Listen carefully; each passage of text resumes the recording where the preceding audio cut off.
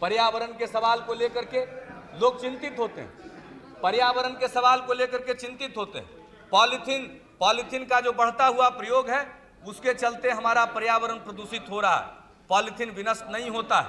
Railway में बड़े पैमाने पर पॉलीथीन का प्रयोग हो रहा था, बेड रोल पॉलीथीन के अंदर दिए जा रहे थे और इससे जो नुकसान हो रहा था, इसलिए हम लोगों ने निर्णय लिया है कि रेलवे में पॉलीथीन के प्रयोग को कम से कम कर दिया जाए, न के बराबर कर दिया जाए और रेलवे की तरफ से पॉलीथीन का प्रयोग नहीं हो, यह फैसला लिया जा चुका है। और जितने भी बेड रोल्स पॉलीथीन में दिए जा रहे थे अब वो कागज में के पैकेट में दिए जाएंगे। नंबर 1। नंबर 2, पतले प्लास्टिक के ग्लास चलते थे। पहले रेलवे में कुल्हड़ में, मिट्टी के कुल्हड़ में दही दिया जाता था। पिछले कुछ महीनों से मिट्टी के कुल्हड़ की विदाई कर दी गई थी और वह भी प्लास्टिक में दिया जा रहा था। वह भी नुकसानदेह चीज थी पर्यावरण के लिए। हम लोगों ने फिर से फैसला किया कि मिट्टी के कुल्हड़ में ही दही दिए जाएंगे और अधिक से अधिक मिट्टी के कुल्हड़ का इस्तेमाल होगा।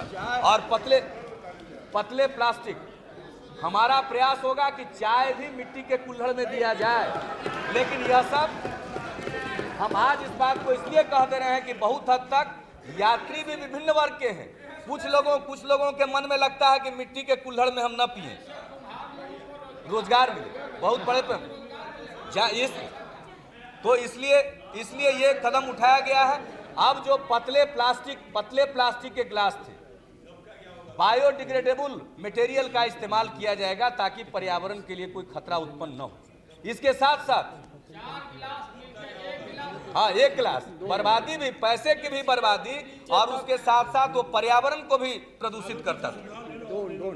वो तो समर्थन कर रहे हैं सुझावों का, और किसी चीज का समर्थन नहीं करे, इसका तो समर्थन कर रहे हैं। पत्ते के अब इसके साथ साथ हम लोग इस बात का परीक्षण कर रहे हैं कि पत्तल और पत्ते के दोने का भी इस्तेमाल हम करेंगे। स्वदेशी आपका सिद्धांत है तो कुल्हड़ तो स्वदेशी है, कुम्हारों को रोजगार मिलेगा, इसीलिए तो दे रहे हैं।